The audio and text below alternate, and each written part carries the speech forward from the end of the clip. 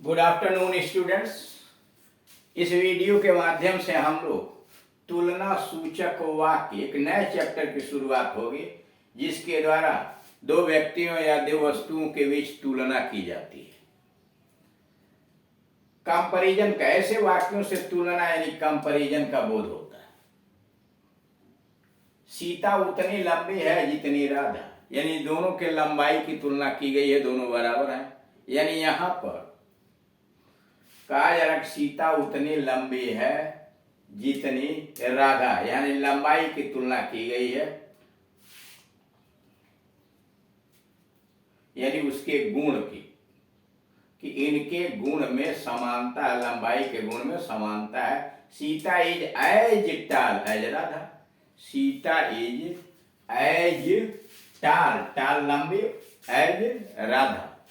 दूसरा है मोहन उतना बहादुर है जितना सिंह, मोहन उतना बहादुर है जितना सिंह। Mohan is as brave as a lion, Mohan is as brave as a lion. तीसरा, वे उतने साहसी हैं जितना शेर, वे उतने साहसी हैं जितना शेर। They are as bold, they are as bold as tigers, वे उतने साहसी हैं जितना शेर। They are as bold as tigers. वह उतनी सुंदर है जितना चांद, वह उतनी सुंदर है जितना चांद। She is as beautiful as the moon, वह उतनी सुंदर है जितना चांद। She is as beautiful as the moon. ऐसे वाक्यों से यह बोध होता है कि दो व्यक्तियों या वस्तुओं के बीच गुण की समानता है। ऐसे वाक्यों से यह बोध होता है कि दो व्यक्तियों या वस्तुओं के बीच गुण की समानता है, इक्वलिटी है। रूल्स बनाते कैसे हैं? सबसे पहले सब्जेक्ट रखिए, फिर वर्ब रखिए, फिर एज, और गुण की एडजेक्टिव रखिए, फिर एज नाउन या प्रोनाउन। यानी सबसे पहले आया हुआ है सब्जेक्ट, भी उतने साहसी हैं, तो अब है कि अंग्रेजी सब्जेक्ट हो गया, दे आर, उसके बाद एज लगाया, फिर एडजेक्टिव बोल्ड लिखा, फिर एज लिखा, और उसके बाद टाइगर्स नाउन या pronoun.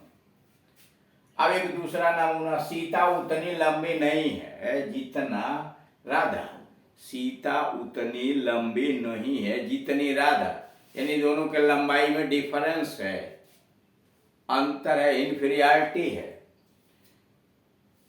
Sita isn't as tall as Radha, Sita isn't या Sita is not as tall as Radha, अथवा Sita is not so tall as Radha, Sita is not as tall as Radha, या Sita is not so tall as Radha. अब इज नॉट को मिला के आप एजेंट भी पढ़ सकते हैं, लिख सकते हैं, बोल सकते हैं। दूसरा, मोहन उतना मोटा नहीं है जितना सोहन, मोहन उतना मोटा नहीं है जितना Sohan. Mohan is not so fat या as fat, Mohan is not as fat as Sohan, अथवा Mohan is not so fat as Mohan, Mohan is not so fat as Sohan. यानी इसमें दोनों के मोटाई में डिफरेंस है, अंतर है। राम उतना धनी नहीं है जितना मोहन, राम उतना धनी नहीं है जितना Mohan. Ram is not as rich as Mohan, Ram is not as rich as Mohan. और उसके बाद है Ram is not so rich as Mohan, Ram is not so rich as Mohan.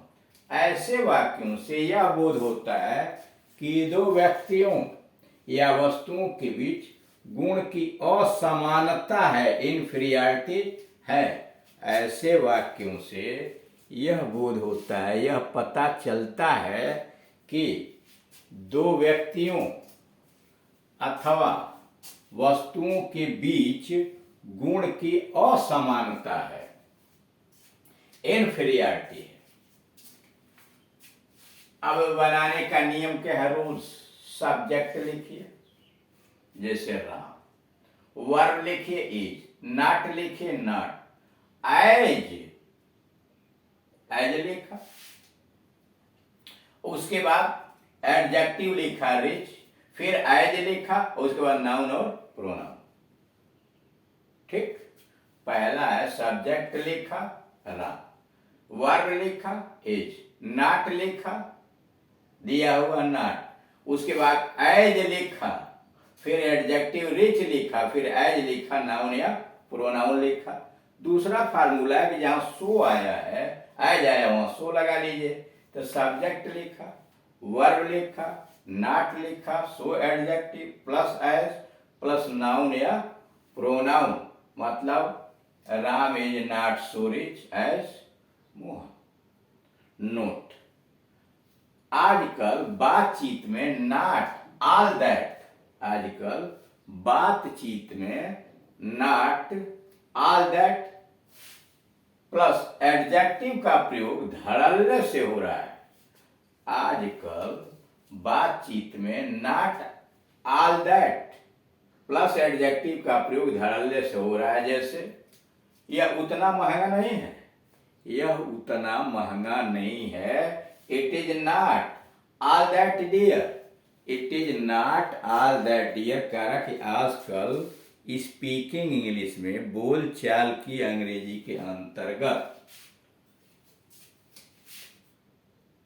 Not all that plus adjective का प्रयोग हो रहा है।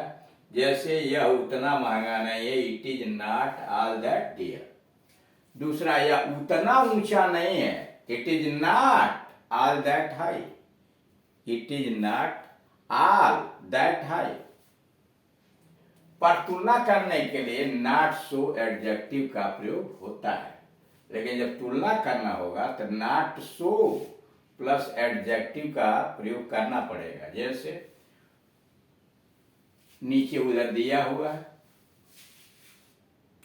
मोहन हैज एज, मोहन के उतनी कलमें हैं जितनी सोहन के, मोहन की उतनी कलमें हैं जितनी सोहन के। Mohan has as many pens, उतनी कलमें, as many pens as Sohan. Mohan has as many pens as Sohan. Sita के उतने पुत्र हैं जितने राधा के, सीता के उतने पुत्र हैं जितने राधा के। Sita has as many sons as Radha, Sita has as many sons as Radha, Sita के उतने पुत्र हैं जितने राधा के। ऐसे वाक्यों से संख्या की समानता का बोध होता है, ऐसे वाक्यों से संख्या की समानता का बोध होता है। रूल, सब्जेक्ट लिखिए, फिर वर्ब लिखिए, फिर एज मेनी और उसके बाद प्लूरल। सब्जेक्ट लिखिए, वर्ब लिखिए, as many, plural noun, as, फिर नाउन या प्रोनाउन। अगला है मोहन के उतना दूध है जितना सोहन के, मतलब मोहन के पास उतना दूध है जितना सोहन के पास। Mohan has as much milk as Sohan, Mohan has as much milk as Sohan. Sita के उतनी चीनी है जितना राधा के, सीता के उतनी चीनी है, मतलब सीता के पास उतनी चीनी है जितना राधा के पास। Sita has as much sugar, क्योंकि मात्रा है तो मात्रा मच लगाया जाता है, संख्या था तो मेनी लगा रहे थे। Sita has as much sugar as Radha. Karim के उतना सोना है जितना रहीम के, करीम के उतना सोना है मतलब करीम के पास उतना सोना है जितना रहीम के। Karim has as much gold as Rahim, Karim has as much gold as Rahim. ऐसे वाक्यों से मात्रा की तुलना की जाती है, ऐसे वाक्यों से मात्रा की तुलना की जाती है और मात्रा की समानता का भाव व्यक्त होता है। कर ऐसे वाक्यों से मात्रा की तुलना की जाती है और मात्रा की समानता का भाव व्यक्त होता है। रूल्स, सबसे पहले सब्जेक्ट लिखिए, फिर वर्ब लिखिए, फिर एज मच, फिर अनकाउंटेबल, उसके बाद अनकाउंटेबल नाउन यानी जिसकी गिनती 9 हो सके वह लगाइए, फिर एज प्लस नाउन या प्रोनाउन। फिर समझिए रूल्स में सबसे पहले सब्जेक्ट लिखिए, सब्जेक्ट के बाद वर्ब लिखिए यानी क्रिया लिखिए, और क्रिया के बाद एज मच लिखिए, फिर अनकाउंटेबल नाउन जैसे सोना और चीनी इत्यादि है, फिर एज नाउन और प्रोनाउन। राम उतना तेज दौड़ता है जितना श्याम, राम उतना तेज दौड़ता है जितना Shyam. Ram runs as fast as Shyam, Ram runs as fast as Shyam. दूसरा, मोहन उतना परिश्रम करता है जितना सोहन, मोहन उतना परिश्रम करता है जितना Sohan. Mohan works hard, works as hard as Sohan, Mohan works as hard as Sohan. ऐसे वाक्यों से दो व्यक्तियों के कार्यों के बीच समानता का बोध होता है। कर ऐसे वाक्यों से दो व्यक्तियों के कार्यों के बीच समानता का बोध होता है कि दोनों समान कार्य करते हैं। रोज सबसे पहले सब्जेक्ट लिखे जैसे मोहन, फिर वर्ब लिखा वर्क्स, फिर एज लगाया एडवर्ब हार्ड हुआ वर्क्स हार्ड, और फिर एज लगा करके नाउन या प्रोनाउन लिखा। यहाँ सोहन है तो सोहन, यहाँ सब्जेक्ट वर्ब एज, फिर यहाँ एडवर्ब फास्ट लिखा, फिर एज लिखा और उसके बाद श्याम।